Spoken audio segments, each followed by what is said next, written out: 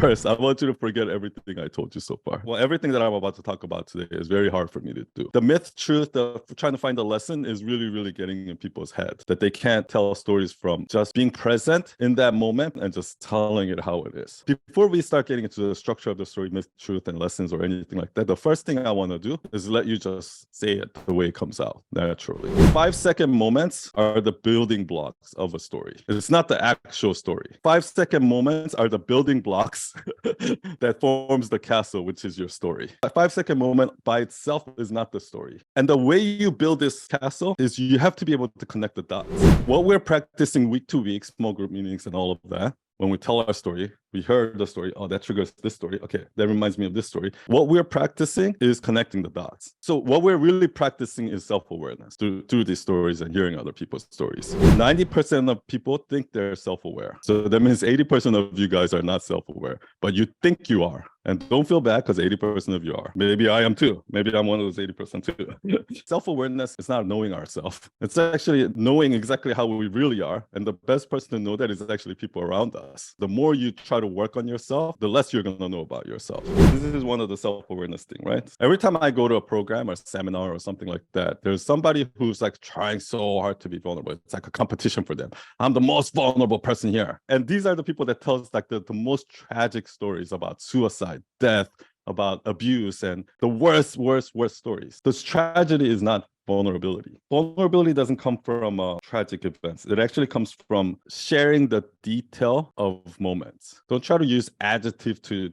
describe your emotion. Just tell me in detail exactly what happened, the what, when, where, and who. The meaning of your life. Don't start with why. Most of the successful people that I know, they actually don't have a why.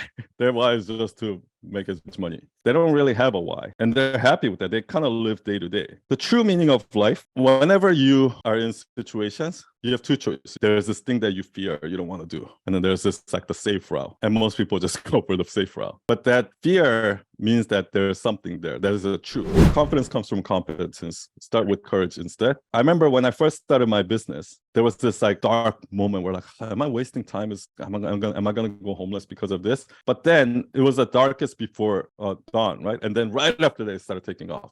So when I started my night owl business, the same thing. But that feeling of hopelessness and darkness was familiar because I went through it when I was freelancing. So it was easier. So I had a little bit more confidence. And then when I started Night Audition, same thing. There was this moment of like, I don't see the light at the end of the tunnel, but I had faith and I kept going because it was a familiar feeling. That's why the confidence was there. But the first time I did it, I literally felt like I was going to die. So the first time you do it, you have to have that courage. And then you do it over and over again. The confidence comes because you've been there before. I want you to listen to these examples of 5-second moments. And then I want you to see what triggers you. And if it does, share that in your small group. Do not try to tell a story. Do not try to find a lesson. Do not try to look for the myth and truth. Just share it as it comes out. Bring yourself present to that moment and let it come out. And then let your small group tell you, like, okay, that reminded me of this. Or, oh, I think for me, the takeaway is this. The story goes like this. So I'm Ankit now. I'm an introvert, so I only have 2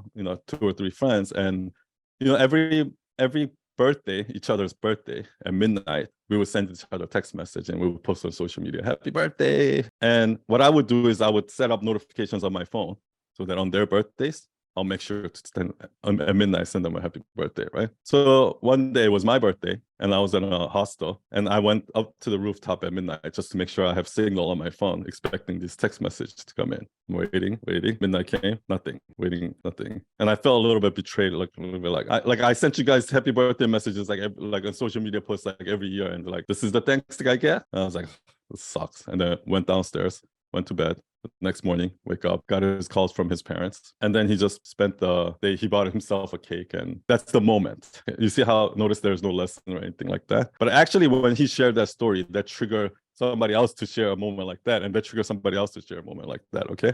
So this is what we're trying to do. So now I told you this moment. Jelena heard this, and now she's going to share what it triggered for her. Hi, everybody. One day, my friends told me that they were going to the beach. It was a beautiful day. And they kind of told me like, yeah, you can come, if you want. But it wasn't like they're inviting me. So I didn't feel invited. I felt like, okay, you can come. So I was a little bit hesitant what to do because it was beautiful day and I didn't have anyone else to call. So I was resentful, like, I don't need anybody. Like if they're not gonna call me, I'm not gonna come. But it was beautiful day, blah, blah, blah. So I didn't call them back, but I came to the beach because it was a beautiful day and I was resentful and I stayed there at a beach, but a little bit further from them and resentful, and people were like laughing. The day was beautiful and I was listening to some sad music and like I hate everybody. Like this is so I don't need anybody, blah, blah, blah. So at one point I was checking my phone, like maybe they'll call. So part of me was, if they call me, I'll come. So at one point, a friend texted me like, "Hey, what's up? Are you maybe there or something?" And I said, "Yeah, I'm there." She said, "Yeah, you can please come." I was like, "I don't know. I'll see." I was embarrassed to like just say, "Yeah, thank you for calling. I'll come." But at some point, I got bored from that. I don't know, depressed, me soaking in my depressed moment, and that nobody likes me. So I just took a chance, and I was like, "Okay, let's go. Let's see what's gonna happen." So I came there and people were totally chill. Nobody literally thought about me in any context, like good or bad. So they were so accepting. So it was everything built in my head. When I heard that story, this is what triggered for me. I've been trying to get Chris Do to follow me for so long. I was trying to do guest posts for him for so long. Every post I would share it, comment on every post, turn on the post notification. But for months, he just like nothing, ignore me, like nothing, right? One time I sent him a guest post just like on DM, and he's like, "Oh, it's not for me." And then I went off Instagram for like a year, and then like 9 months have passed by. And after that 9 months, I haven't been posting. I haven't even been logging in. I haven't even been replying to comments or DMs or anything like that.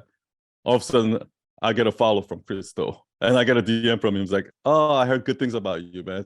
Like, let's connect," or something like that. And I was like, holy shit. So far, we have 3 stories, right? We have Ankit's story, Jelena's story, and my Christo story. There's a fourth one. When I first went on Instagram, this is when I only had like 1,000 followers. I posted this thing that was like a graph like this, like a curve graph. And over here, it says like, this is where most people give up, right? And it was like right before it takes off, right? And I posted that. I'm like so proud of myself. This is amazing, right? And then 2 days later, this account, Visualize Value, which is like $200,000 account, he posted same graphic like me. Like obviously his own design, but basically the same concept. And I went on there, I commented, "Oh, this looks familiar." But in a way, like, oh, this guy copied me. And then a couple of years have passed by. Now I grew my account. And I noticed that people would comment and be like, "Oh," like people basically insinuate that like I copied their idea. Like on a post. And I'm like, dude, this is a repost from a post that I did 2 years ago. I don't even know who you are. And that's when I was like, oh shit, that's probably what happened with Visualize. That guy's probably thinking like, I don't even know who the fuck you are, son. So that's another thing that triggered for me with that story. So now we have 4 moments that we just talked about, right? If any of these moments trigger for you, I want you to share your moment in your small group.